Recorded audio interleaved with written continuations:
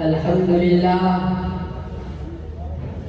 الحمد لله وحده والصلاة والسلام على من لا نبي بعده أما بعد فأعوذ بالله من الشيطان الرجيم بسم الله الرحمن الرحيم قال الله تبارك وتعالى في الكلام المجيد والفرقان الحميد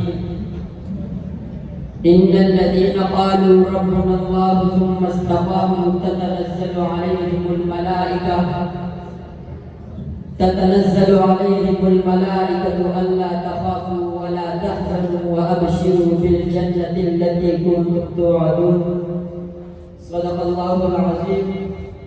وقال النبي صلى الله عليه وسلم أفضل الجهاد كلمة حق عند سلطان جائر أو كما قال عليه الصلاة والسلام. نہ منہ چھپا کے جیے نہ سر جھکا کے جیے، نہ منہ چھپا کے جیے نہ سر جھکا کے جیے، ستمگروں کی نظروں سے نظریں ملا کے جیے.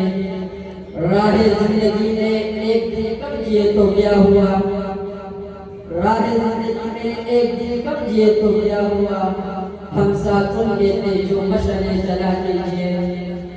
محترم اساتذہ کرام، علماء کرام، طلباء اکرام اور آج کے اس بابرکت 12 تکمیل قرآن کانفرنس میں شرکت کرنے والے میرے حضور مسلمانوں، آج میں جس موضوع کو اپنے لبوں کا زیور بنا کر حاضر خدمت ہوا ہوں وہ ہے حق گوئی اور استقامت کے تاجدار سامعین گرامی. خالق لم یزل نے اس کا خانہ عالم کو عدم سے وجود بخشا اور اس کا خانہ عالم کے اندر اچھائی بھی رکھی، برائی بھی رکھی، نیک سیرت لوگ بھی رکھے اور بری صفات والے بھی رکھے. صبح کا اجالا رکھا تو رات کی تاریکی بھی رکھی. ایک طرف صحرا و بیابان اور پتیلی زمین رکھی تو دوسری طرف شہر وادیاں اور سرسبز و شاداب زمین بھی رکھی. غرض اس کارخانہ عالم کو رب ذوالجلال نے دو متضاد چیزوں سے مزین کیا. یہی وجہ تھی کہ جب کفر کے شرارتوں نے زور پکڑا تو رب ذوالجلال نے اس کی صدا اسلام کی نورانیت کو انبیاء علیہ السلام کی زبانوں سے پھیلا کر ہدایت کو عام کیا. اگر آپ قرآن و سنت کا بغور مطالعہ کریں تو یہ بات آپ کو روز و روشن کی طرح معلوم ہو جائے گی کہ اس دھرتی پر سب سے زیادہ حق گوئی اور استقامت کے تاجدار انبیاء علیہ السلام اور ان کے متبعین کی جماعت ہے. چنانچہ جب نوح علیہ السلام کی قوم نے کفر کے دلدل میں قدم رکھا تو حضرت نوح علیہ السلام نے ان اعبدوا اللہ واتقوہ واتقوا کا کلمہ حق زبان پر سجا کر اللہ تعالیٰ کی بندگی کی دعوت دی تو قوم نے دشمنی کا لبادہ کر کہا لئن لم تنتہی یا نوح لنکونن من المردودین. ان کی اس دھمکی سے حضرت نوح علیہ السلام کے پائے استقلال میں جنبش کی نہ سکی. حضرت ابراہیم علیہ السلام کی قوم جب خدا کی بجائی بند ہوئی تھی تو حضرت ابراہیم علیہ السلام نے حق کا زر لگاتے ہوئے ارشاد فرمایا لقد کنتم انتم وآباؤکم فی ضلال مبین. انہیں یہ بات برداشت نہ ہو سکی تو کہنے لگے حرقوہ وانصروا آلہتکم. تو رب ذوالجلال نے حضرت ابراہیم علیہ السلام کو حق کی نشان بنا کر آگ سے کہا یا نار کونی بردا وسلاما علی ابراہیم. حضرت موسیٰ علیہ السلام نے فرعون کے دربار میں کھڑے ہو کر حق کا علم بلند کیا. قرآن مجید میں کئی سو آیتیں حضرت موسیٰ علیہ السلام کے حق گوئی اور استقامت پر شاہد ہیں.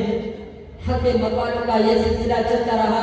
آخر میں حق متوالوں کا سردار، امتیوں کا نہایت غمخوار، حق اور صداقت کا علم بردار، آمنہ کا لفظ جگر، عبداللہ کا منظور نظر حضرت محمد مصطفیٰ صلی اللہ علیہ وسلم باطل کے گھٹاکوں اندھیروں میں حق کا چراغ لے کر دنیا کو جگمگانے آئے اور فاران کی چوٹی پر چڑھ کر یا ایھا الناس قولوا لا الہ الا اللہ تفلحون کی صدا کو بلند کرتے ہیں.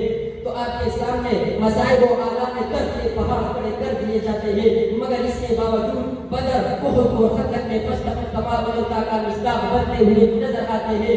جی ہاں، آپ کے جانسار صحابہ کرام نے لقد کان لکم فی رسول اللہ اسوۃ حسنہ کی روشنی میں آپ کی تعلیمات کو مضبوطی سے تاما.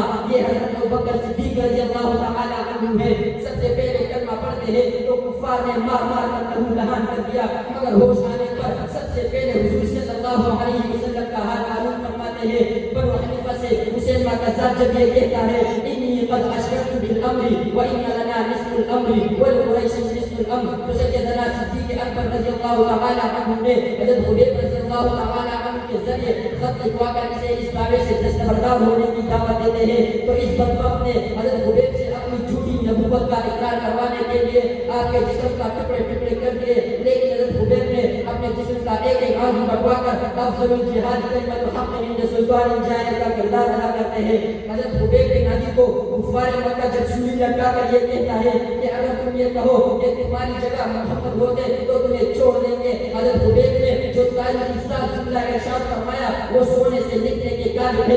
فرمایا کہ خدا کی قسم مجھے تو یہ بھی تمنا نہیں کہ میں گھر میں بیٹھا رہوں اور محمد کریم کو اپنی جگہ کانٹا بھی چبھنے دوں. حضرت بلال رضی اللہ تعالی عنہ جب ایمان لاتے ہیں تو آپ کو تکبیرات پر گھسیٹا گیا، انگاروں پر لٹایا گیا. حضرت بلال رضی اللہ تعالی عنہ نے تکبیرات پر لیٹ کر انگاروں کو اپنے جسم میں بے وس کر کے احتاب کی صدا لگا کر دنیا کو پیغام دیا توحید کی امانت سینوں میں ہے ہمارے، توحید کی امانت سینوں میں ہے ہمارے، آسان ہی مٹانا ناپ نشاں ہمارا، باطل سے دبنے والے اے آسان ہی ہم، باطل سے دبنے والے اے آسان ہی ہم، سو بار کا چکا ہے انتہا ہمارا.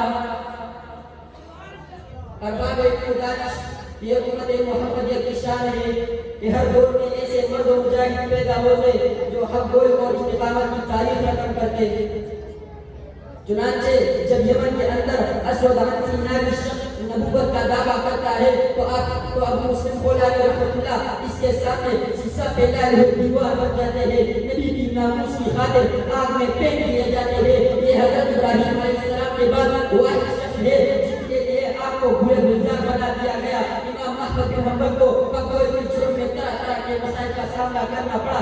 شیخ الاسلام کا جنازہ جیل سے اٹھایا گیا، امام ابو حنیفہ کو نظر بند کیا گیا، لیکن ان کی استقامت میں معمولی سی بھی جب اشراء کی. جی ہاں، جب انگریزی سامراج نے بڑے زمین پاک و ہند میں قدم رکھا تو علماء حق نے ہندوستان کو دارالحق قرار دے کر بالاکوٹ سے لے کر شامی کے میدان تک کفر کے نام کو چینے چبھائی. اور جب مرزا غلام احمد قادیانی نے ان کی ناموس پر ڈاکہ ڈالا تو سید اللہ شاہ بخاری رحمۃ اللہ سے لے کر غازی علم الدین تک اور غازی علم الدین سے لے کر سید محمد یوسف بنوری رحمۃ اللہ تک علماء حق کے ذریعے کے لیے سر سکندر بنے رہے. اور جب اصحاب پیغمبر پر نام کرم کیا گیا تو مدہ صحابہ کو عام کر کے شہیدیت اور رفض کے کفر کو پوری دنیا میں بے نقاب کرنے والا امیر عظمت حق نواز جعفری رحمۃ اللہ نظر آتا ہے.